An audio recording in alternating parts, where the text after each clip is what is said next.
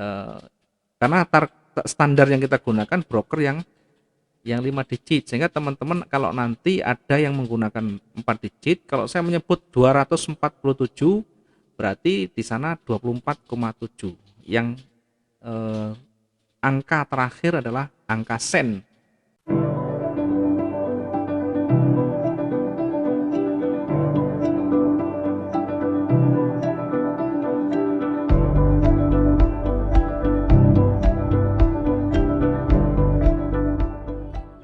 Oke, selamat pagi Pak Arif. Ya, selamat pagi. Sehat Pak?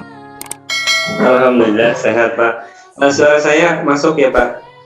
Bisa dengar dengan baik. Nanti misalkan Siap. ada kesulitan, ada ketidakfahaman, nanti boleh nanti interaksi, boleh nanti Iya, Pak. bertanya langsung, biar nanti saya juga bisa memahami seperti apa yang kira-kira nanti diinginkan gitu. Siap. Baik, saya bisa mulai Pak untuk materinya biar Iya, tidak terlalu bisa, panjang Pak. lebar. Sudah saya tunggu. Nanti saya jalan sambil jalan nanti disambung dengan diskusi, boleh nanti kalau ada pertanyaan. Baik, Baik, baik. untuk mengawali pagi ini saya akan memberikan gambaran dulu terkait dengan trading yang akan kita pelajari, terkait dengan materi utama yang akan kita pelajari. Mudah-mudahan nanti bisa membantu. Kemudian kalau nanti ada kesulitan silakan ditanyakan. Untuk sementara mungkin audionya bisa di off kan dulu biar nanti tidak terlalu banyak mengganggu. Tinggal nanti kalau misalkan ada pertanyaan langsung diaktifkan kembali, kemudian silakan nanti ditanyakan. Baik. Yang pertama nanti kita pelajari di materi kali ini ada 3 bahasan utama. Ada 3 bahasan utama yang masing-masing nanti punya eh, tingkatan sendiri. Yang ini merupakan bagian pokok di dalam mengarungi dunia trading, baik itu saham, baik itu emas, baik itu mata uang maupun indeks, semuanya nanti bisa dibuktikan dan bisa diterapkan di sini, hanya tinggal menyesuaikan sedikit banyak saja. Yang pertama yang nanti kita bahas menjadi pokok bahasan adalah terkait dengan sistem trading. Yang kedua nanti terkait dengan money management.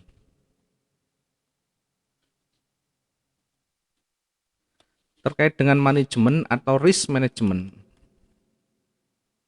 Yang ketiga nanti berkaitan dengan pengendalian psikologi. Ya, ada 3 bahan utama, ada 3 bahasan pokok yang nanti akan kita bahas. Ya, mungkin tidak selesai 1 hari, bahkan mungkin di dalam pertemuan khususnya pun kalau masih mungkin belum memenuhi, nanti bisa disambung ke acara jadwal berikutnya. Namun demikian, di bahasan ini nanti kita pokoknya kita akan sampaikan semuanya, intinya seperti apa, nanti tinggal pengembangan. Karena pengembangan itu nanti kembali ke masing-masing individu, bagaimana cara kita mengeksplor, bagaimana kita menggali potensi yang ada pada diri kita dengan berpedoman pada materi yang akan kita sampaikan. Ada 1, ada 2, 3. Nah, saya berikan garis besar dulu sebelum kita bahas secara detail satu persatu materi. Saya akan berikan gambaran dulu seperti apa bahasannya nanti terkait dengan sistem trading, money management atau risk management, kemudian psikologi seperti apa. Di dalam trading ini sebenarnya kalau kita menguasai 3 ini dengan baik, saya pastikan akan bisa profit dengan konsisten. Dengan catatan ini harus dikuasai dengan baik, diterapkan dengan baik. Dikuasai bukan hanya teknik, teori, tetapi dipraktekkan dalam bentuk pengalaman. Karena semakin banyak kita berpengalaman, tentu akan semakin memperkaya dari pengetahuan kita terkait dengan bagaimana pergerakan market saat ini, besok maupun ke depannya lagi. Nah, di sistem trading nanti yang akan kita bahas banyak di sana. Yang paling utama adalah bagaimana cara kita entry, kemudian bagaimana cara kita exit di situ. Nanti semuanya dibahas di sistem trading. Bagaimana cara mengenali pergerakan pasar, bagaimana mengenali batasan atas, batasan bawah, ringnya bagaimana, kemudian koreksinya di mana, kemudian retracement atau wilayah-wilayah pentingnya di mana, nanti di sini kita pelajari. Karena paling penting kalau kita tahu cara entry-nya, tentu potensi untuk kita profit akan makin besar. Ya, tidak semua trader memahami dengan baik sistem tradingnya. Nah, sistem trading itu apa? Sistem trading itu ya aturan main kita atau SOP-nya kita bagaimana. Tentu tidak bisa semua trader sama. Meskipun dengan ilmu yang sama, nanti eh, indikator atau trigger yang dipakai nanti akan berbeda-beda.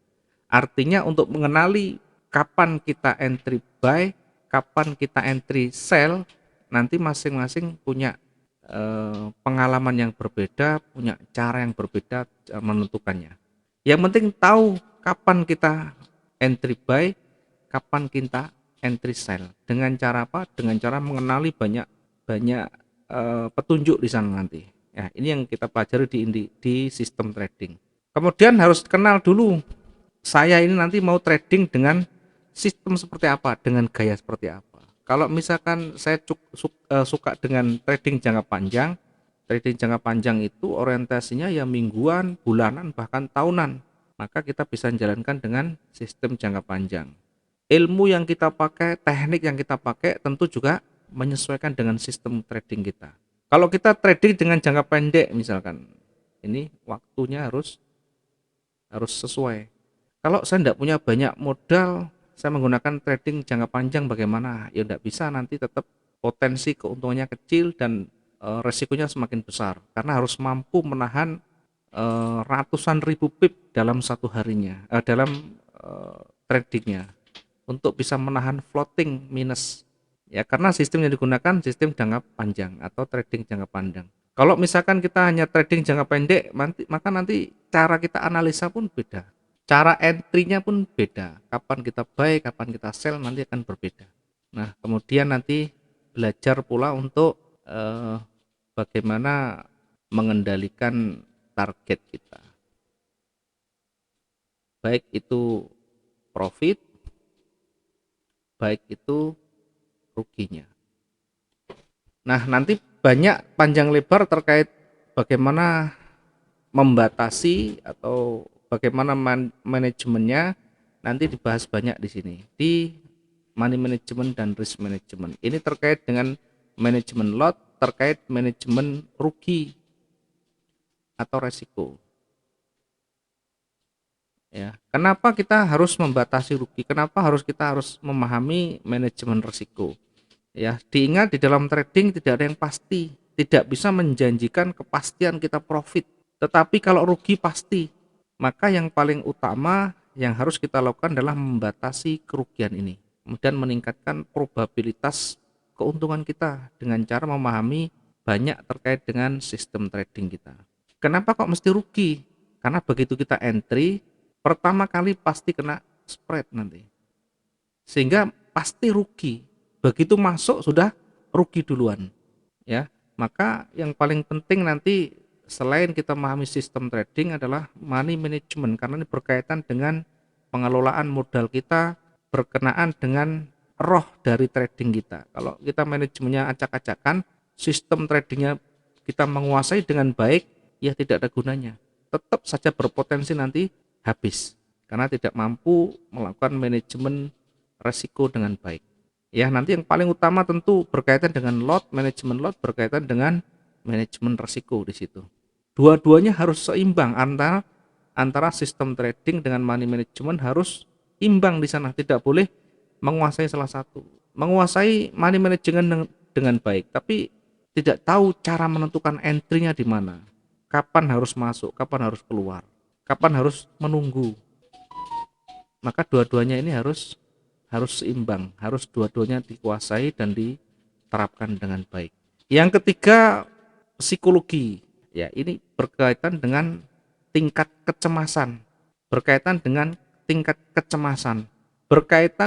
emosi. Ya, bagaimana kita mengendalikan emosi kita? Tentu harus dengan memahami, menguasai sistem trading dulu, kemudian menguasai money manajemennya. Kemudian baru di situ nanti banyak praktek, banyak pengalaman. Dari banyak praktek, banyak pengalaman, nanti psikologi akan terasah dengan sendirinya, termasuk emosinya, termasuk pengendalian resikonya. Nah, dari ketiga ini sangat penting nanti kita bahas secara detail, secara mendalam, dan tentu harus banyak nanti dipraktekkan. Ya, dari ketiga ini ya mana yang paling utama?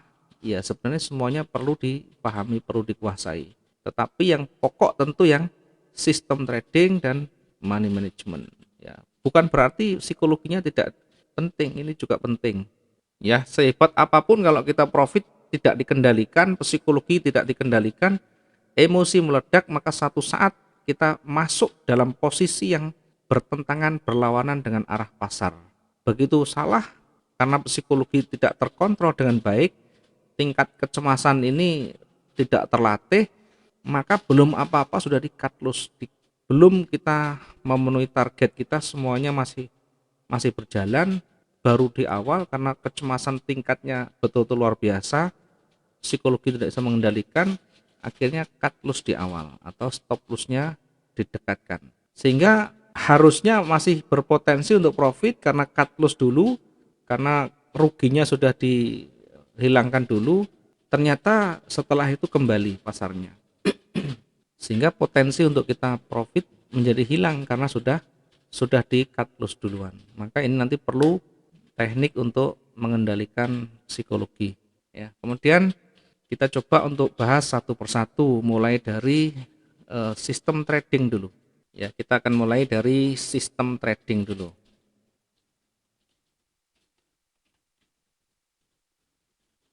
Yang namanya sistem trading ini berkaitan dengan cara kita masuk, cara kita keluar, cara membaca, kemudian tentu harus menyesuaikan dengan kondisi kita, menyesuaikan dengan karakter kita dan gaya kita.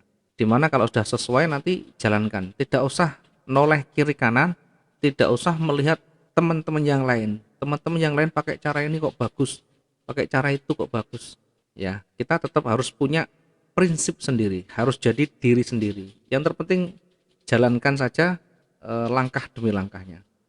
Yang pertama di dalam menentukan sistem trading ini nanti harus pertama harus tahu gaya trading kita.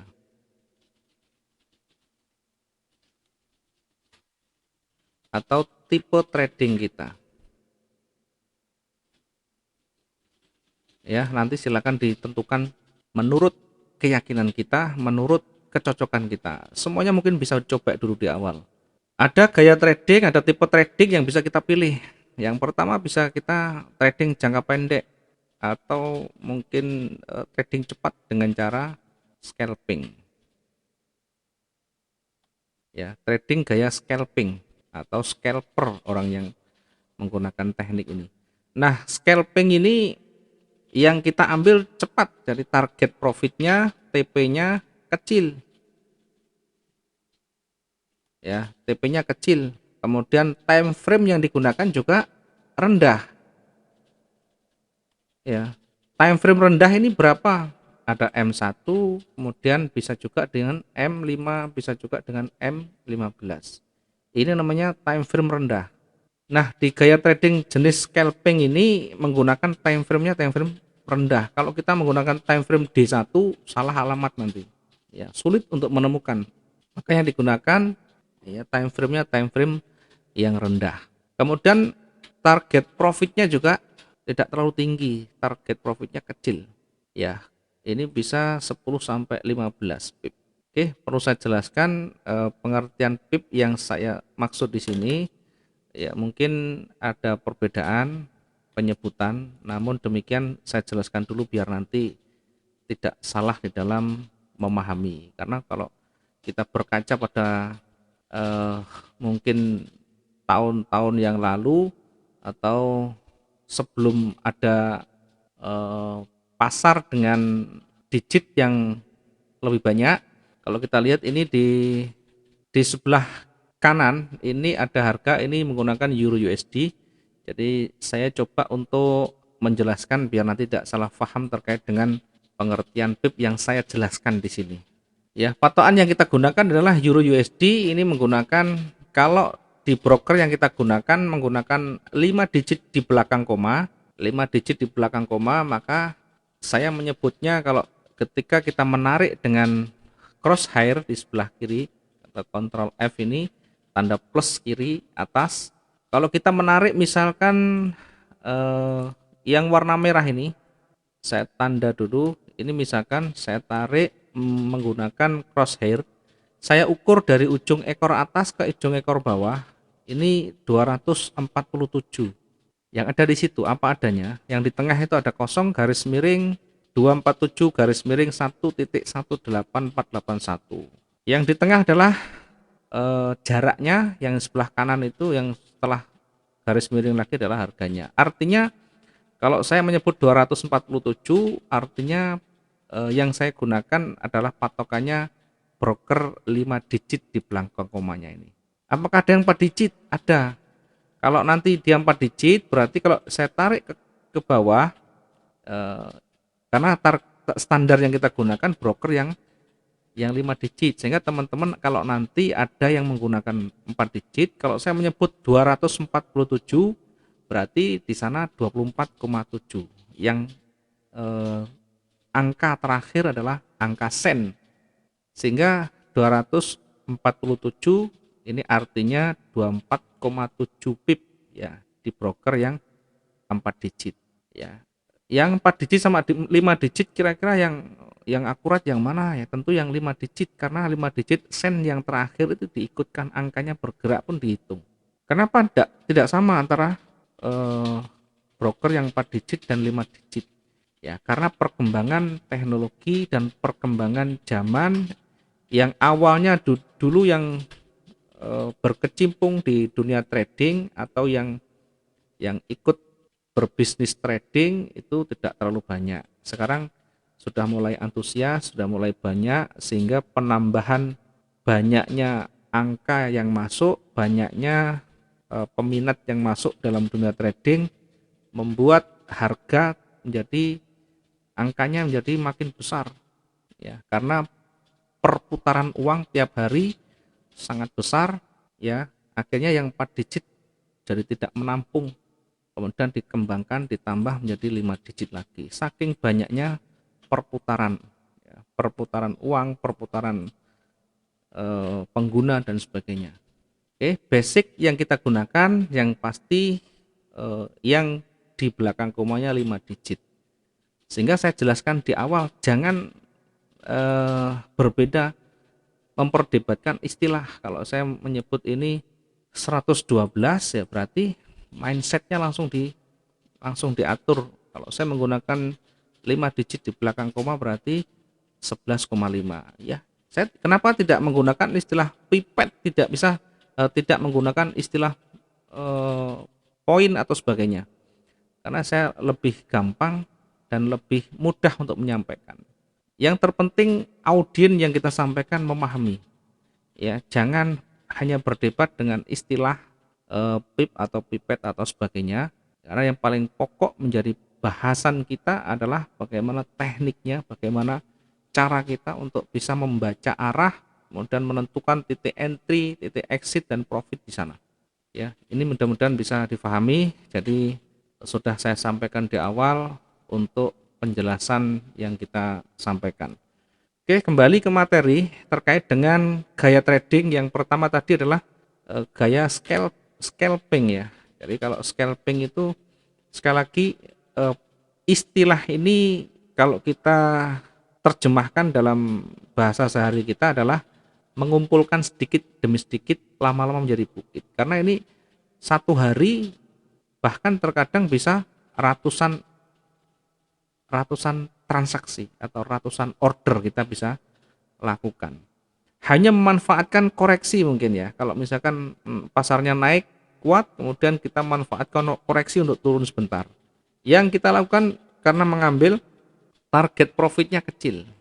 Sehingga kalau misalkan hanya 10 sampai 15 pip, ini akan mudah kita dapatkan.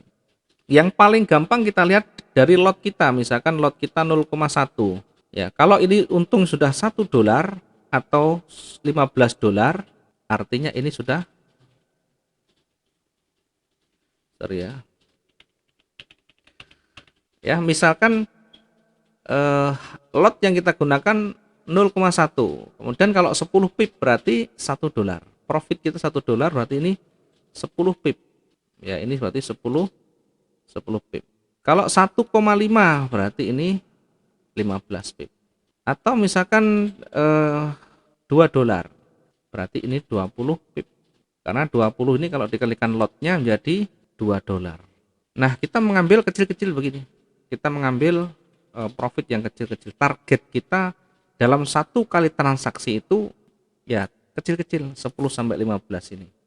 Apakah ini tidak habis kena spreadnya? Yang saya maksud di sini, ketika kita entry dengan lot ini, tentu nanti yang kita dapatkan perkaliannya dengan pergerakan ini. Ketemu di area floating nanti akan muncul angka di situ, minus berapa, plusnya berapa gitu.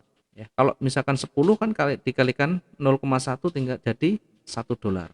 Ya, kalau 15 pip misalkan lot 0,1 kan jadi 1,5 dolar.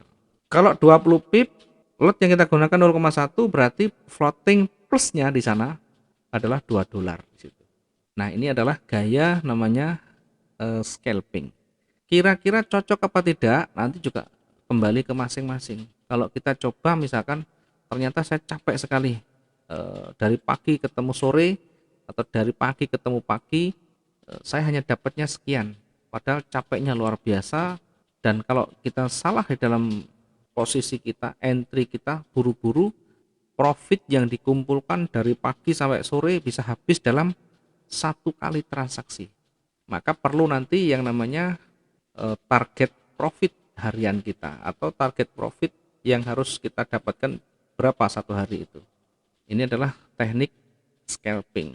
Dia tidak bisa sampai berhari-hari yang model seperti ini, karena hanya ambil kecil selesai, ngambil kecil selesai. Scalping, kira-kira kayak cocok yang mana, nanti silakan diambil sendiri, silakan dicoba sendiri. Tentu perolehannya dalam satu transaksi kecil, tetapi ketika nanti transaksi dari pagi misalkan sampai siang sering kita entry, kalau ada peluang entry, tentu kalau kecil-kecil dikumpulkan juga makin besar. Ya, saya sendiri tidak cocok karena sudah mengalami dulu sudah dari pagi ketemu pagi, sudah pernah model-model seperti ini. Yang saya dapatkan adalah capeknya luar biasa. Ya, dapat kita tidak terlalu banyak, capeknya luar biasa. Nah, ini bukan berarti tidak recommended ya. Recommended atau tidak bergantung bagaimana kita nanti menyikapi. Kalau cocok tidak masalah.